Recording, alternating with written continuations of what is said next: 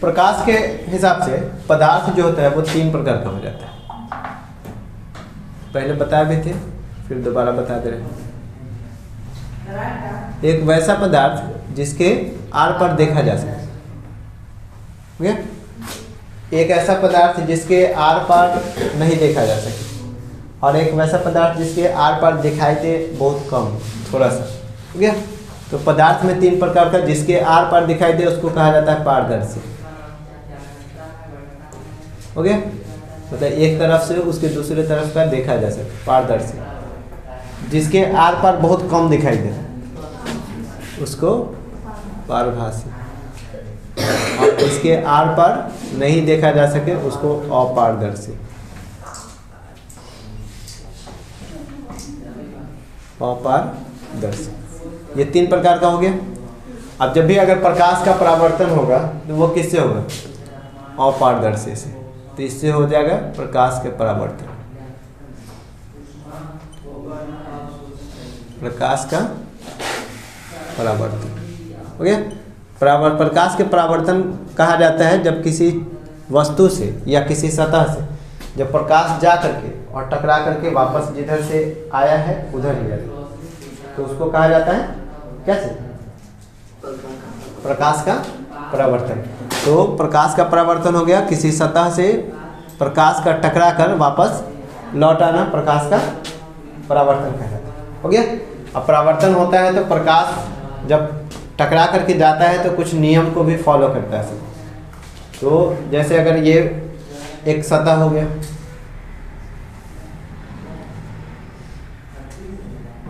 हो गया, MN इसका नाम दे देते हैं। जब यहाँ से ये प्रकाश आया यहाँ पे और आने के बाद ये टकरा करके वापस चला गया, हो गया। अब आने वाली जो प्रकाश किरण है उसको कहा जाता है आपतित किरण। आकर के प्रकाश पतित मतलब गिरना, ये आकर के जो इस पे गिरता है इसको आपतित किरण, हो गया।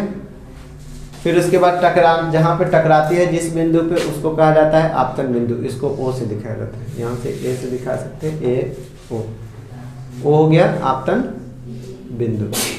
जिस बिंदु पे प्रकाश आकर के टकराती है उसको आपतन बिंदु, हो गया। और टकराने के बाद जो जाने वाली प्रकाश किरण है उसको कहा जाता है परावर्तित किरण,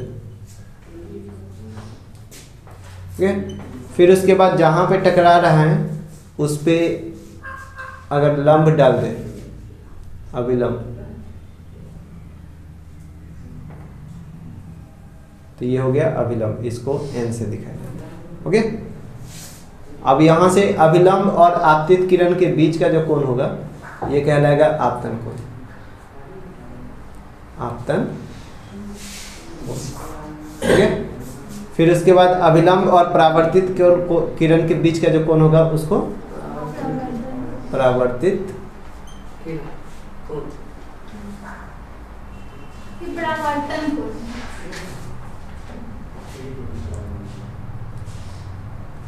परावर्तन कोण, हो गया। आपतन कोण को I से और परावर्तन कोण को R से दिखाया जाता है, हो गया। इंग्लिश में I का मतलब होता है इंसिडेंस,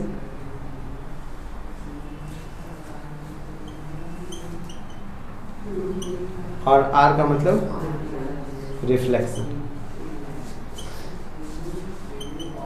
इंसिडेंस मतलब आपतन और रिफ्लेक्शन मतलब परावर्तन, हो गया। अब यहाँ से इसमें हमेशा आपतन कोण का जितना मान होगा उतना ही परावर्तन कोण का मान होगा। जितना कोण I होगा उतना ही कोण R होगा। तो परावर्तन के नियम में सबसे पहला जो नियम आ जाता है परावर्तन के नियम, इसमें जो सबसे पहला नियम आ जाता है तो वो आपतन कोण परावर्तन कोण के बराबर होता है। आपतन कोण परावर्तन कोण के बराबर होता है, परावर्तन कोण के बराबर होता है। इतना तक समझ में आ रहा है? बराबर होता है, हो गया। अर्थात इसका मतलब कोण I बराबर कोण R। हो गया। दूसरा, यहाँ से ये आपतित किरण है AO, फिर यहाँ पे अभिलंब जो है वो भी O पे आकर के मिल रहा है, और ये जो निकल रहा है परावर्तित किरण वो भी, ये भी कहाँ से निकल रहा है? बिंदु O से। तो दूसरा जो नियम होगा वो आपतित किरण, परावर्तित किरण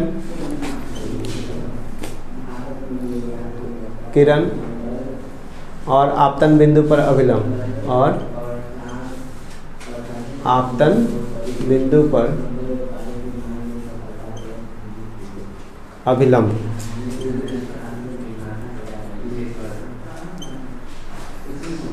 तीनों एक ही समतल में होते हैं, एक ही समतल में होते हैं।